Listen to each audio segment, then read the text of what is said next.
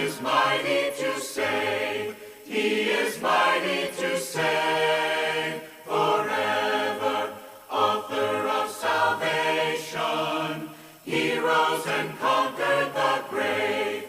Jesus conquered the grave. Shine your light and let the whole world see. We're singing for the glory of the risen King. Jesus, shine your light and let the whole world see. We're singing for the glory of the risen King.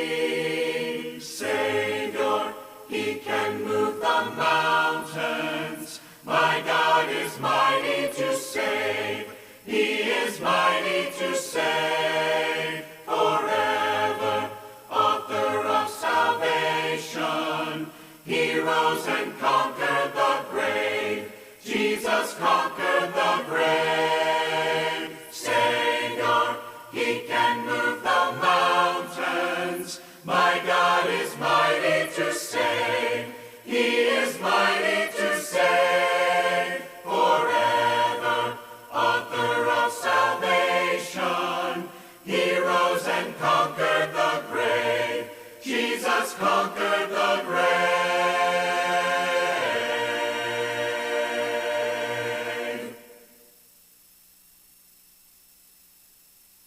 O church, arise and put your armor on. Hear the call of Christ our captain.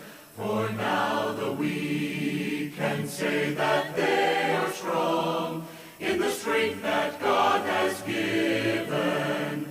With shield of faith and belt of truth, we'll stand against the devil's lies. An army bold, whose battle cry is love, reaching out to those in darkness.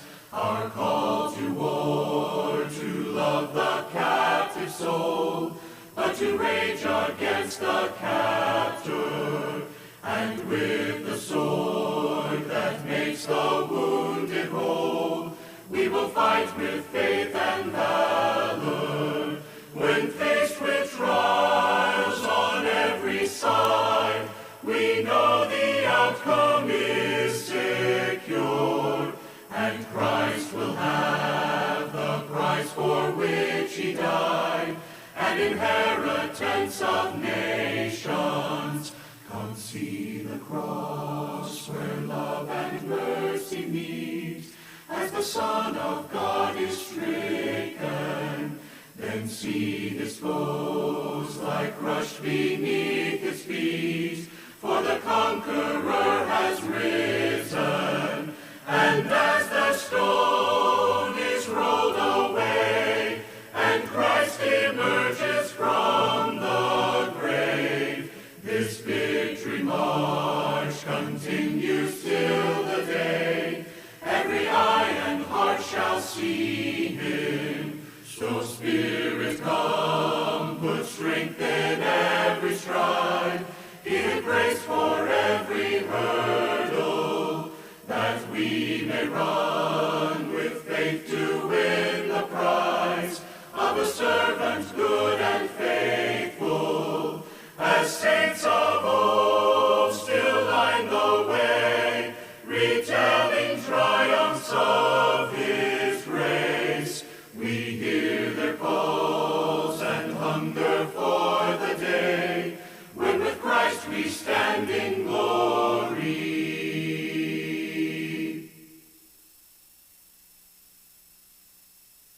Let the weak say, I am strong. Let the poor say, I am rich. Let the blind say, I can see. Test 1, 2, test. Got it? Perfect. Hosanna, Hosanna, to the Lamb that was slain. Hosanna, Hosanna, Jesus died and rose again in the river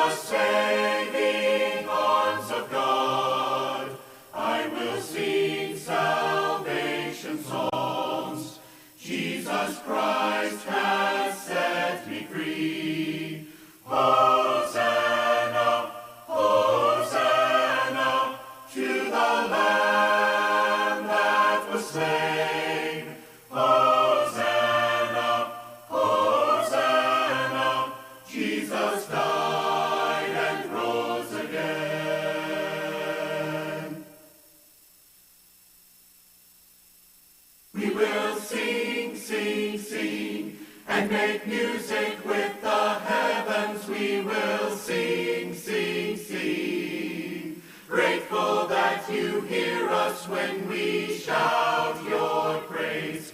Lift high the name of Jesus.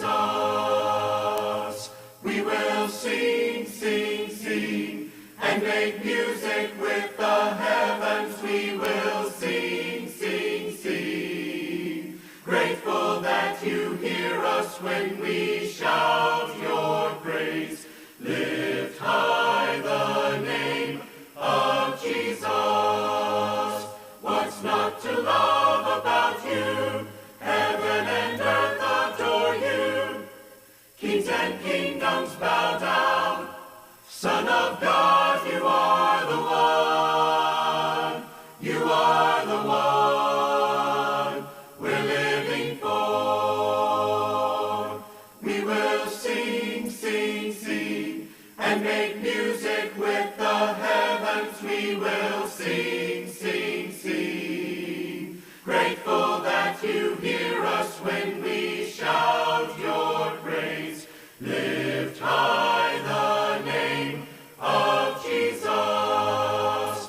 You are the love that frees us. You are the light that leads us.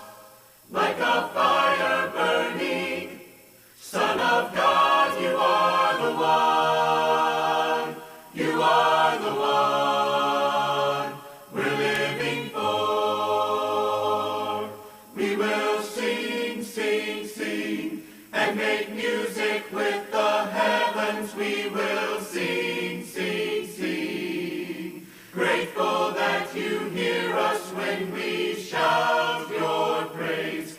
Lift high the name of Jesus.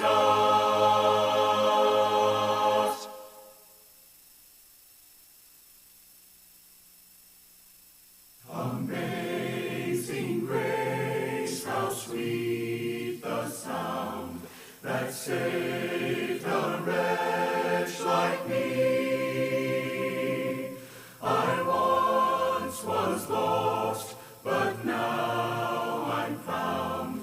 Was blind, but now I see. 'Twas grace that taught my heart to fear, and grace my fears relieve. How precious did that grace appear, the hour I first believed. My chains are gone, I've been set free. My God, my Savior, has ransomed me. And like a flood, His mercy reigns. Unending love, amazing grace. Through many dangers, toils, and snares, I have already come. 'Tis grace hath brought me safe thus far, and grace will lead me home. When we've been there 10,000 years, bright shining as the sun,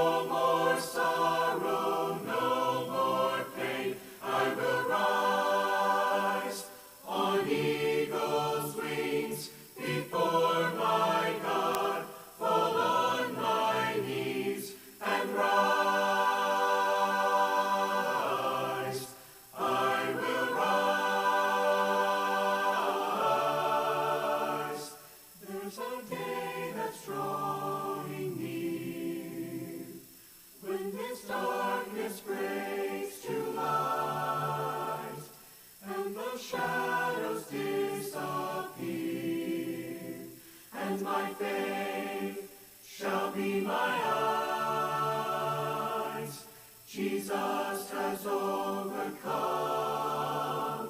and the grave is overwhelmed.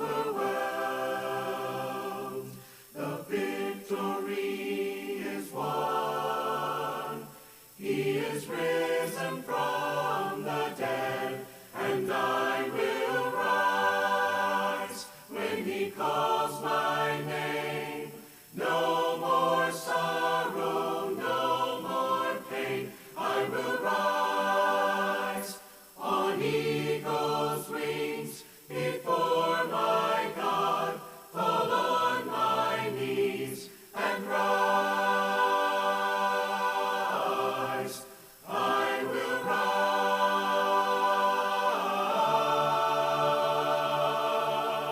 rise. And I hear the voice of many angels sing, worthy is the Lamb.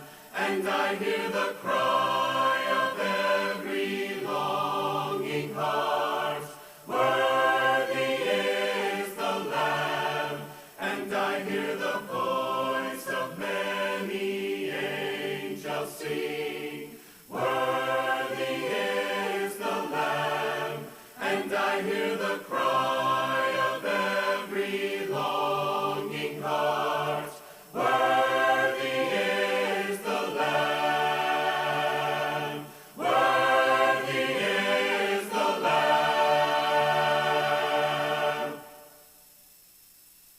And I will rise when he calls my name.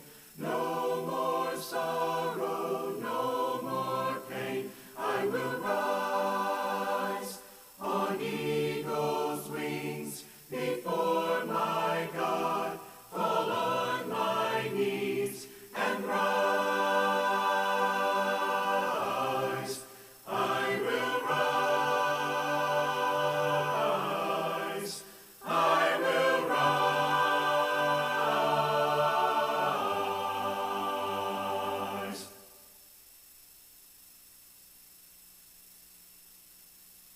Oh, let the Son of God enfold you with his Spirit and his love. Let him fill your life and satisfy your soul. Oh, let him have the things that hold you, and his Spirit like a dove will descend upon your life and make you whole.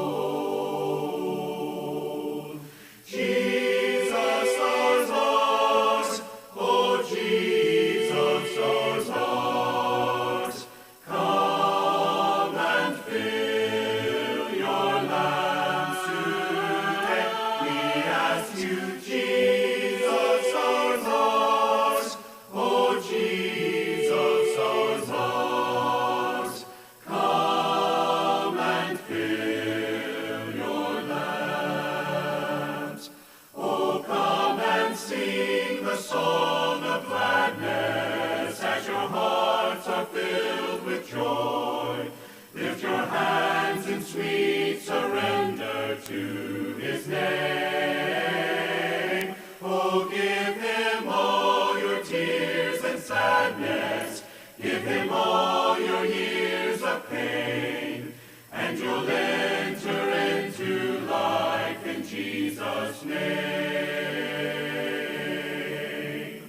Jesus, oh Jesus, come and fill your lamps today. Jesus,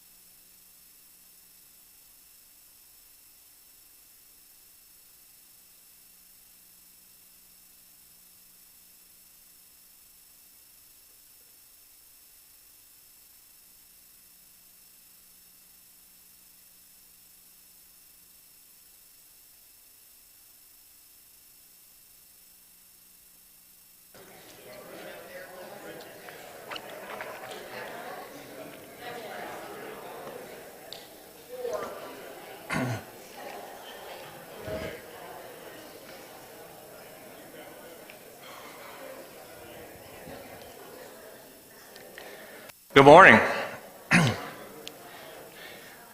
I'm going to set my timer right here. Again, welcome. Thanks for coming. If you're looking for Marty Miller today, he has packed his tools and the archaeological dig has moved on. I hate to tell you that. So you get me today. We've got a new series beginning, a new quarter. So I want to welcome you to the Be Careful class. Now I realize it's a vague title, and many of you are wondering what exactly is the Be Careful class, and is a Be Careful class for me.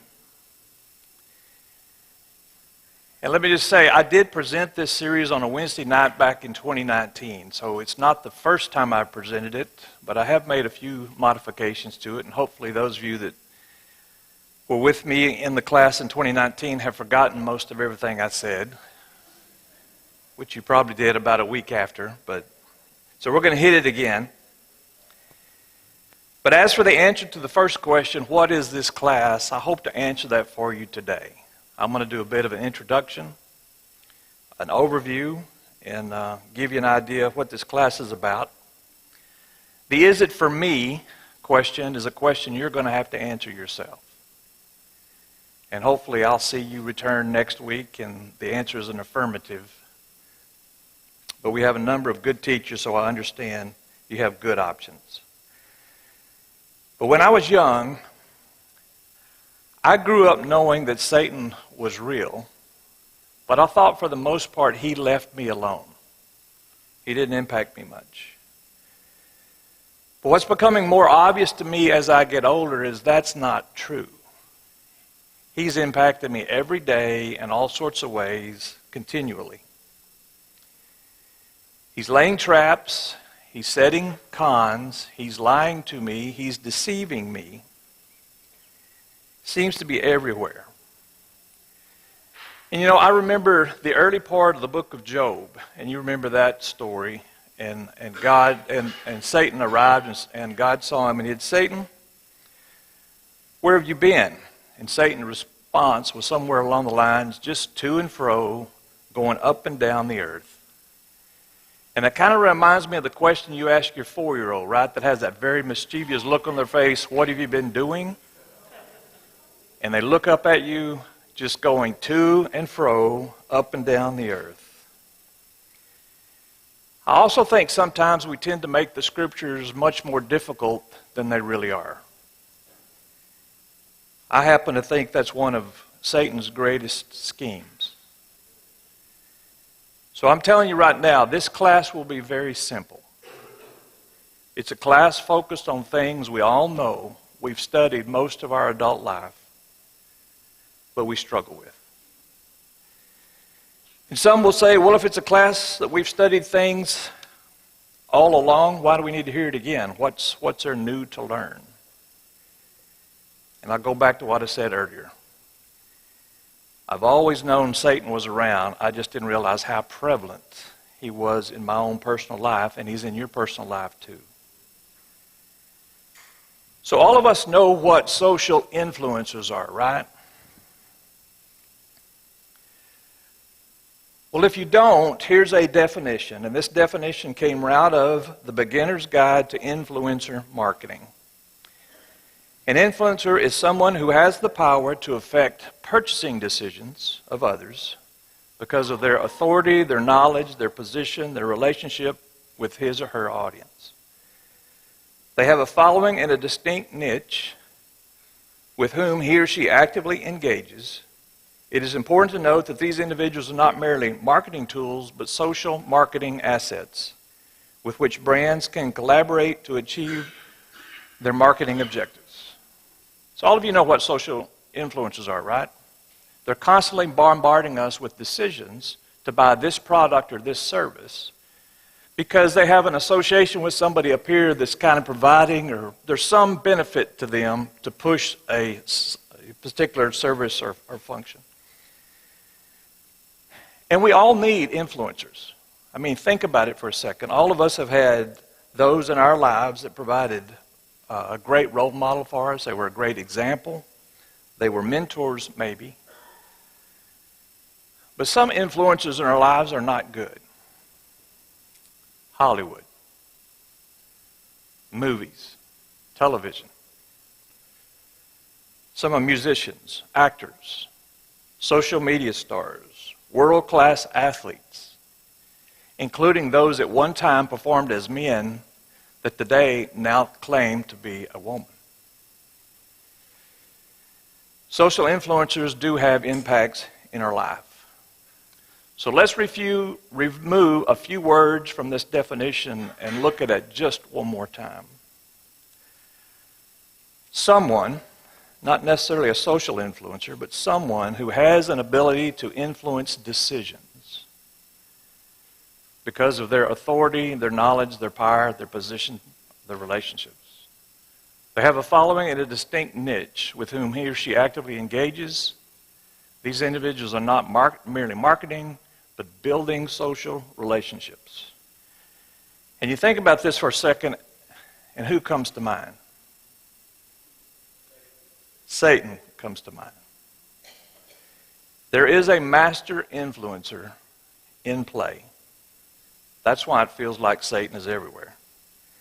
Satan and his evil brand had developed an enormous social marketing network that's even beyond what we can imagine today.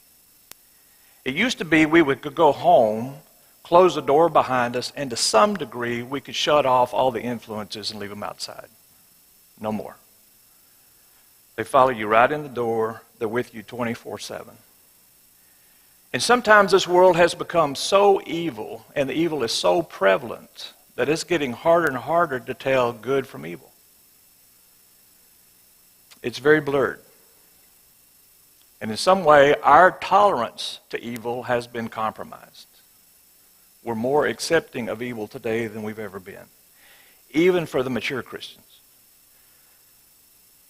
And I'll say to you, with the advent of artificial intelligence, and I guess some of you have probably heard this new term, AI, artificial intelligence, it's going to be even harder to distinguish the visual real from what's evil, right? So if you need another reason to stamp God's message on your head and heart, well, we've got a reason, big time reason. And I suggest to you, really, how long is it going to be before we start seeing snippets in text of Scripture that has been modified in a way that the world wants to reflect it?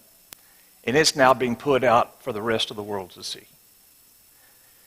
And if you don't know what the true text says, how are you going to be able to distinguish between the good from the evil? You know, the instruction that God gave his people in Deuteronomy 5 and 6 is a clear warning to us today of what's coming. It's always been around us, but what's coming. And in fact, if you go back and read that text a little bit, you'll see in numerous places throughout that text the words, be careful, with the intent being to know and obey God's truth. So this class, my friends, is about reinforcing spiritual fundamentals. It's about navigating some of life's simplest tasks and activities through the maze of deceptions and lies and cons and traps and snares that Satan sets for us every day. This need to be careful is real. Is it something we want to hear? Probably not. Is it something we need to hear? I would suggest to you we do over and over again. So let me get started this morning with the most basic of fundamental reminders. Lust, our sin, lust, our desire, produces sin, and sin leads to death. Paul tells us that in Romans 6:23.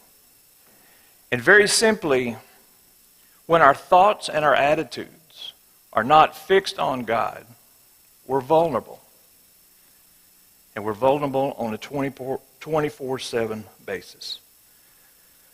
So Lord willing, over the next 12 weeks, we're going to look at a number of topics, sort of following this theme. We're going to be looking at some of the things around be careful what you say, Probably not something that anybody needs any discussion around, but we're going to look at it anyway. What you think, how you walk, not only for us, but the little ones that are following in our footsteps. Be careful about the choices you make. Be careful how you run, what you sow. Another one of those that we don't probably need, but we're going to talk about anyway, jumping to conclusions. Does anybody do that? How about your attitude? And I know you're all thinking, well, I don't need a discussion on my attitude, but the person sitting next to me probably does, so that's probably a good one to leave in here. Be careful where you go. What you post, is that an issue for us today? For some, I think it is. How you spend your time. And be careful what you leave behind. And I will tell you, all of these things that I'm going to be talking about is really based off a study series that was published in 1997 by a Church of Christ minister in Meridianville, Alabama, by the name of Willard Conkin. Now, I'm not following his outline in his study directly, but I am following a lot of his general premise, and so I wanted to give him some credit. I appreciate very much what he's done. So what does it mean to be careful? And I know some of you with small kids, some of you with small grandkids have already probably told them at least once, probably multiple times today, to be careful. Be careful to not wake your little brother or sister. Be careful not to spill your drink. Be careful not to run over somebody in our foyers. And what are we telling kids when we tell them to be careful? We're telling them these things. We're telling them to guard against mistakes, pay strict attention to details, use good judgment, avoid unfavorable situations, and make wise choices. Now, if everybody did these things, we would never have to use the term be careful. But we don't. And if you want to see this principle in action, just join us for our Wednesday fellowship meals in the gymnasium or the fellowship area. The kids, the boys especially, and I'm talking young boys, will eat very, very quickly and ask the mom and dad if they can go to the back and play, right? And the response from the parents is always, yes, but be careful. They're implying these things, but what's interesting is you watch the kids, the boys go to the back, and if there's a ball back there, it gets very interesting. But even if the ball is not back there, they can still be pretty creative with no props, but you get the idea. But you go and you watch those little boys back there playing, and there's a ball. How much thought do they give to the consequences of what happens if I kick this ball or throw this ball and I miss my intended target? They're not thinking about that, right? And so they dodge or they duck, and the little 3-year-old that happens to be walking behind them gets plucked in the head and knocked over. Or the ball ricochets against the wall, hits somebody in the back of the head, and 2 people collide. Never was intended, but that's what happens. Or maybe it hits off the wall, bounces on the table where you're enjoying your meal, and all of a sudden now you've got a ball in your mashed potatoes and spilled drink. But those of you with young boys know exactly what I'm talking about. Trips to the emergency room, busted lips, broken limbs. And you know, I have grown up my entire life, Sarah and I, with boys. So our experiences with boys. And my experience with little girls is still relatively new to me, but with granddaughters, I am getting a feel for little girls. And what I'll tell you, the little girls don't look any further ahead than the boys do, to be honest. And let's just say that old nursery rhyme about little girls being all sugar and spice is almost always true, but it's not always true.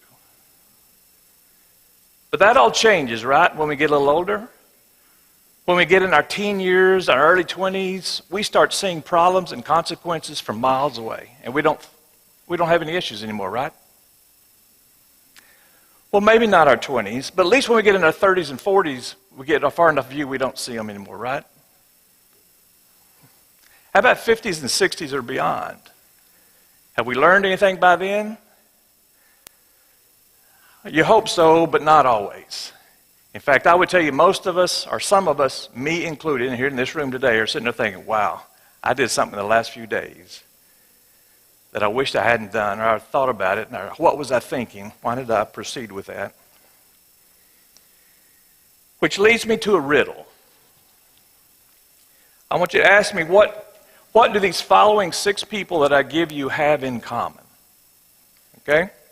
Ralph Waldo Emerson, the Chinese philosopher Lei Chao, supermarket magnate Frank Outlaw, Buddhist philosopher Gautama, the father of Margaret Thatcher, and Nathan Ingram.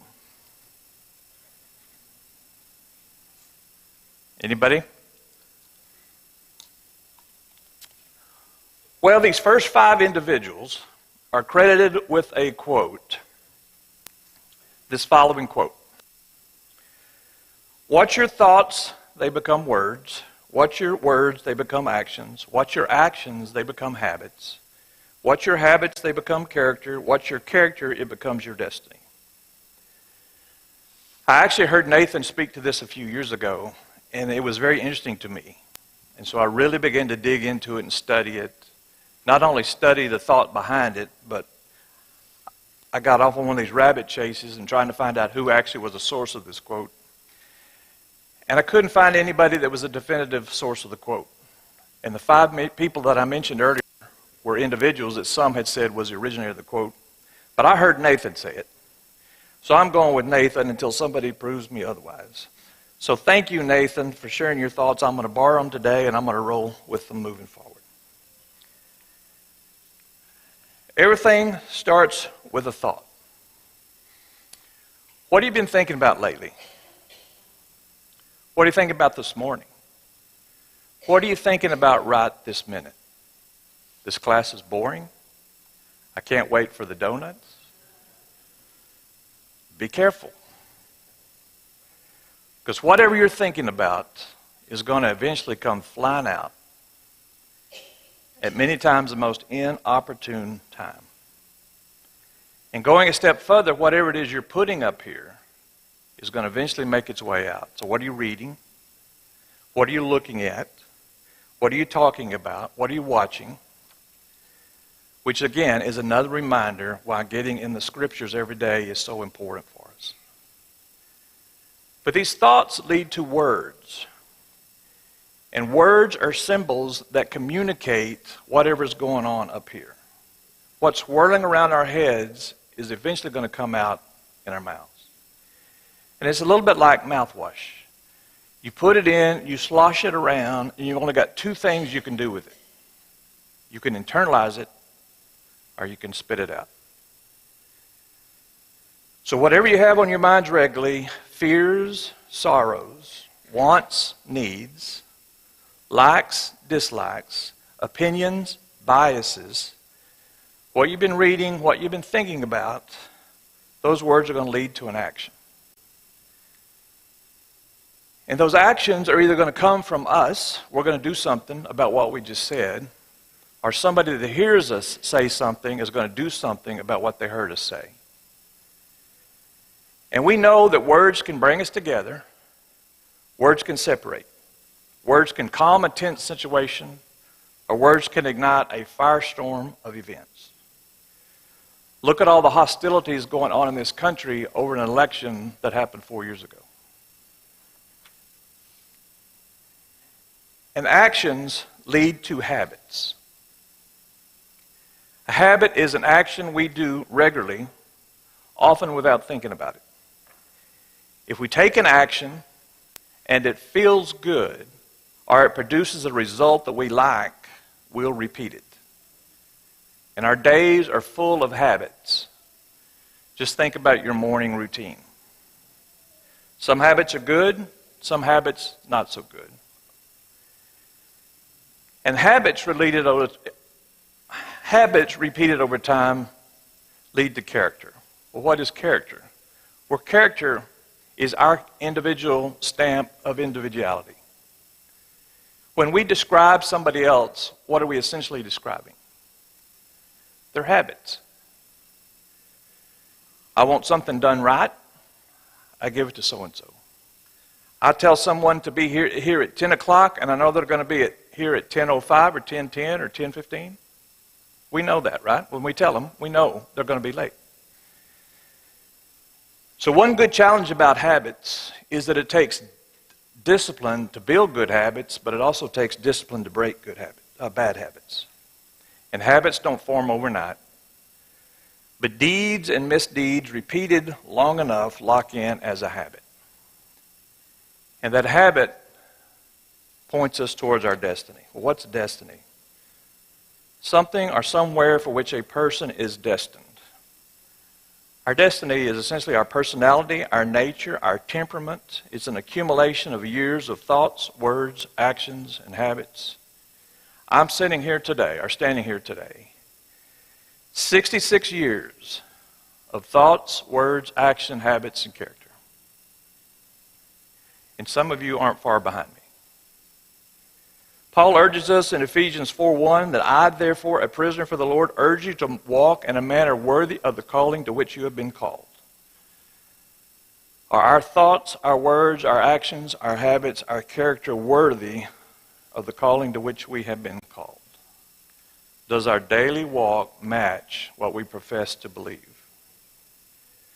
And if we're not careful, one misstep along the way can lead to a second misstep, can lead to a third misstep, and pretty soon we're in a downward spiral.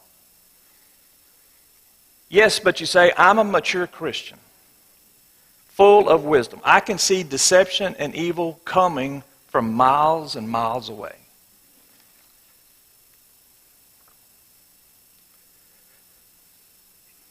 Study here in Genesis 13 is one of my favorites in all the Old Testament texts. It's not my favorite because of what happens next, what happens at Sodom and Gomorrah. It's my favorite because of what you're reading. And we all know the story. God told Abram to leave his homeland and go to Canaan, where he would become the father of a great nation. So he, Sarah, Lot did what they were told. God blessed them. They ran into a famine. They moved to Egypt. After a couple of deceptive instances, the Pharaoh in Egypt asked them to leave. And here we are. Abram and Lot had been blessed richly. Their flocks and herds were growing quite large. Strife was beginning to develop. And so Abram posed the question to Lot, hey, we got a problem here. We need to do something about it. I'm going to give you a choice. You can go to the right. And if you do, I'll go to the left. Or you can go to the left and I'll go to the right.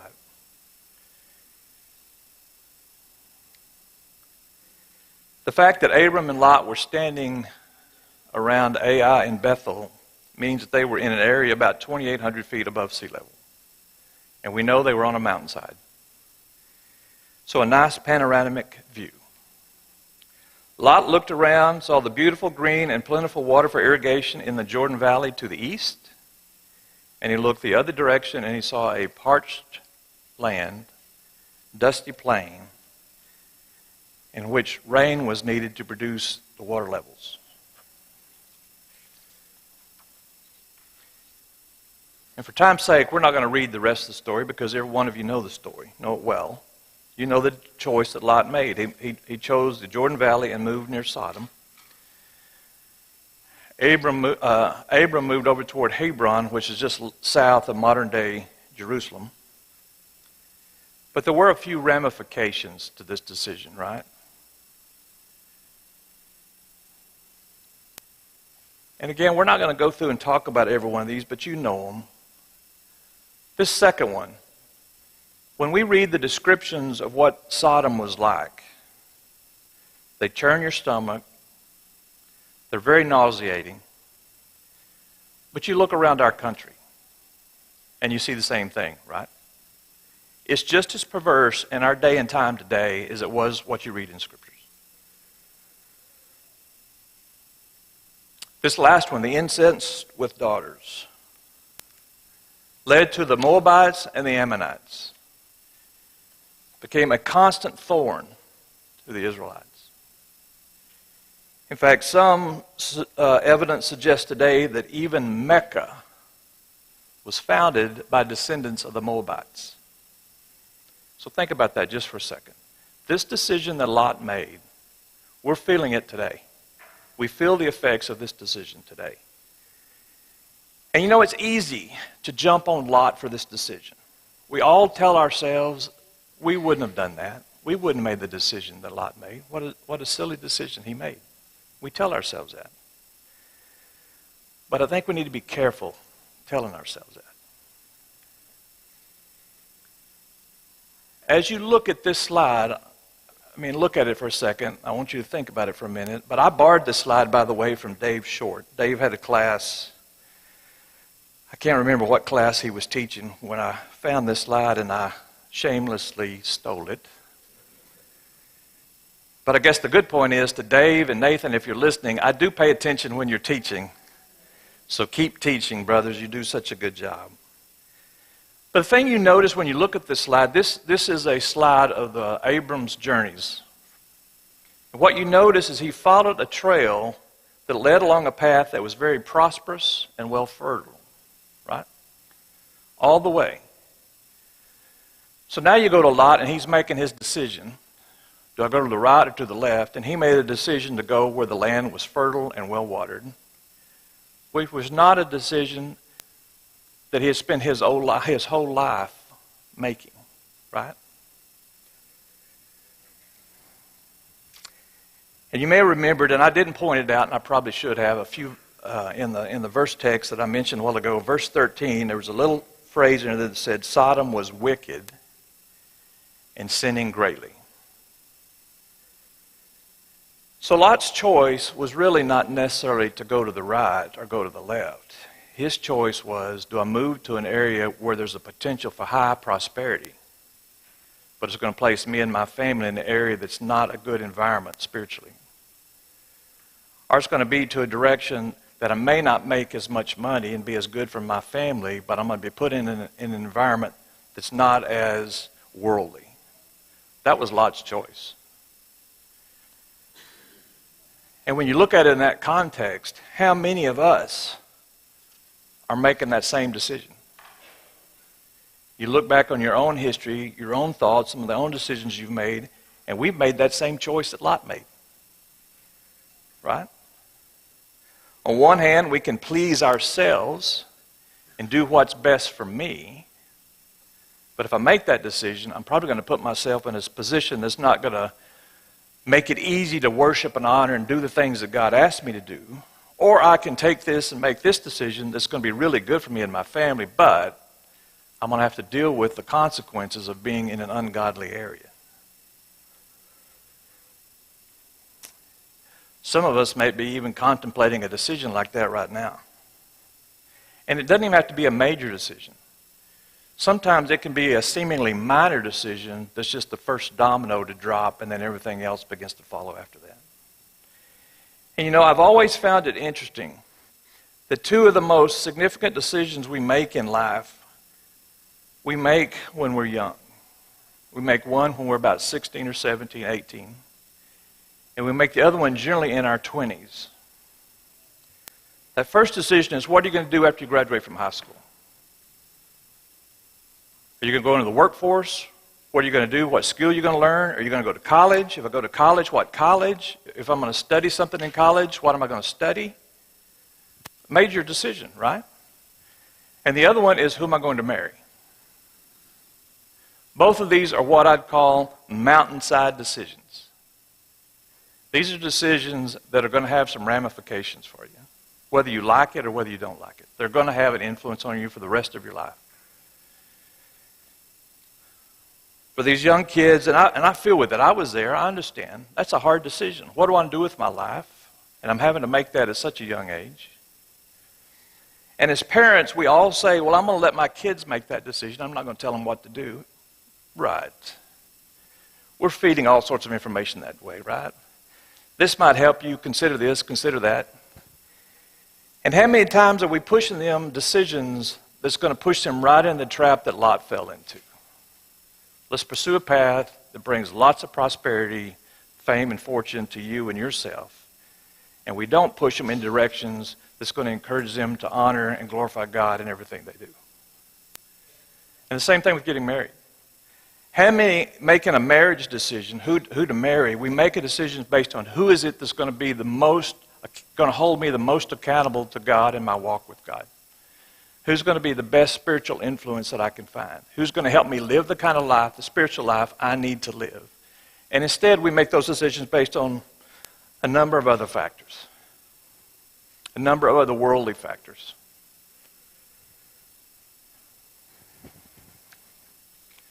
So I think you're starting to get the picture, right? Many of our young children today are growing up learning what marriage is like based on what they see on television and the movies. Well, all television and the movies is an image. It's an image of what's not real.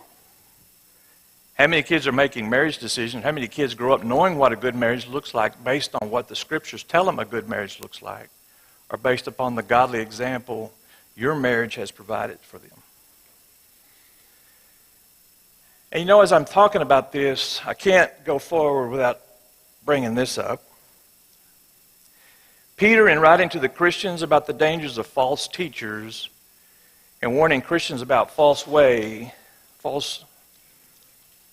away, makes this comment, and in it is a little piece about Lot I wanted to highlight. And it said, Lot was a righteous man, living among them day after day, and was tormented by the lawless deeds he saw and heard. Well, that's an interesting description about Lot. A righteous man distressed by the depraved conduct of the lawless. Who does that sound like? Sounds like us. We're trying to live righteous lives. We're trying to live righteous lives in an environment that is completely lawless. Go back to thoughts and words, actions and habits and character.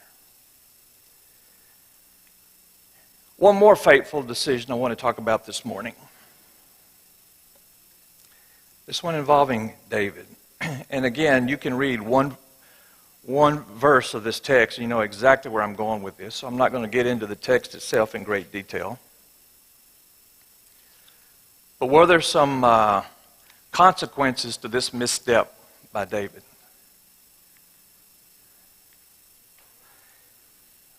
Yeah, major consequences. Murder, death of a small child. This bullet 3 through 5, there was just a little bit of calamity that followed David as a result of this decision, right? And what do you think was going through David's mind when he made the decision that day to go for an evening stroll and put himself in a position to come across Bathsheba? And what do you think he was thinking when he told his messengers to go get her? It's a lesson for another day, but sometimes when we go looking for something we shouldn't be looking for, we shouldn't be surprised when we find it, right? A good man, a man after God's own heart. Acts 13:22, 1 Samuel 13:22, who still made a bad decision that led to many unfortunate consequences. And really, are our life consequences, are our life circumstances any different than what Lot and David encountered? We still have places today just like Sodom. You say, well, I can't randomly stumble into an environment where there is full nudity and perverse sexual acts going on, can I? We're never offered a major promotion and a job that's going to bring us much more power and prestige if we move to a new location and away from a spiritual environment, are we? We don't push our kids to pursue occupational directions that's going to push them right into the world full force, do we? And surely we wouldn't go around to the entertainment district on a business trip just to get some fresh air. And the point I'm trying to make, simple point I'm trying to make, is we, even the most righteous among us, need to be careful. The world tells us these decisions are okay. And in fact, in some ways, the world tells you it's justified. Go ahead, please yourself, do what's good for you. Look out for number one. These are the kind of things we're going to be talking about in this class. And I'm not going to end these classes. I'm going to try to every time we have one with some practical reminders of some spiritual things you already know, but just in a friendly way need to be reminded about, we need to be doing. And today I'm going to end with a few of these. One, it always starts with prayer. When you've got big decisions to make, don't make them without prayer. It tells us we are to pray in all circumstances. Well, I suspect all circumstances includes when you're making decisions, especially big decisions. Pray often and for specific insights. How about define and evaluate options? We read in Luke 14, Jesus even given us a couple of examples. One about don't go off and build a tower without first checking to make sure you have enough materials to build them. Or going to war, making sure you have enough in your troop force to accomplish the objectives you need. So we do need to do some planning, right? Define issues and options. And if you don't have enough information, time out. Find the information you need. And this consequences piece, boy, that's not to be taken lightly. We've got to evaluate consequences of some of these decisions and avoid snap decisions. We're not going to talk about it today, but one of the lessons along the series we're going to talk about is sometimes we avoid making decisions because they're relatively hard, but we put them off because we can, and we put them off and put them off and put them off, and pretty soon we box ourselves in a corner. And now we've got to make a snap decision, and maybe a decision we don't want to make. So know your options, fully consider, and vet them. Prayer again, back to prayer. Ask for wisdom. The text says, when you ask, believe and not doubt. And even Proverbs 2:4 tells us when we're looking for wisdom, look for it as if we're seeking a treasure. We know these things, but we don't always do them. Seek godly counsel. There is safety in talking to our godly brothers and sisters. Sometimes it may be just a family member. Sometimes maybe a friend you can trust. Sometimes you may want to talk to the elders. You may want to talk to Sean, or you may want to talk to Jordan. And if you're not sure, just look around this room. This room is loaded with wisdom sitting in all these seats in here today. And finally, when you make your decisions, trust the Lord with your decision. What a comforting thought. Trusting that you have made the right choice and putting it in the hands of God to move forward. You know, if we make our life choices with the intent of pleasing and honoring God, this is easy. When we make decisions with the intent of honoring and pleasing us, that's when the decisions get difficult. Because a lot of times what's difficult about it is we're trying to justify to ourselves if it's the right decision. So the decision is not that hard. This is where Abram was on the side of the mountain when this decision was made.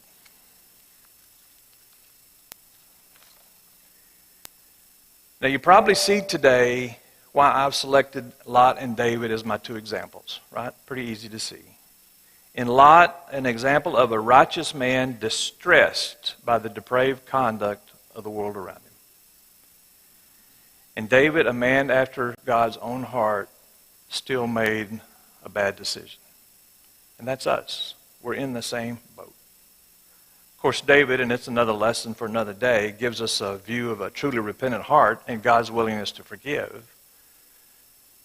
But he made a bad decision in this case. And I would tell you, if given a choice between heaven and the world, David and Lot would always choose heaven. But given a choice of heaven and the world in this particular instance, they chose the world. And the same thing can happen to us if we're not careful. So I'm not telling you today not to go out and take that new job promotion. I'm not telling you today not to do some of the things you want to do. I'm just telling you, don't make decisions without involving God in those decisions. Trust in Him. Put your trust in Him to make the right decision. You just never know what evil influencers are out there lurking right behind you, right? I think I've heard a bell, and we're close to the donuts. So I'm about to wrap up. But does anybody have any comments before I shut down today? I appreciate all of you guys listening. I hope it was beneficial to you. And if this is a class for you in the future, I hope you'll come back and join us next week, Lord willing. We're going to be talking about being careful what you say. So thank you guys very much. I'll let you go.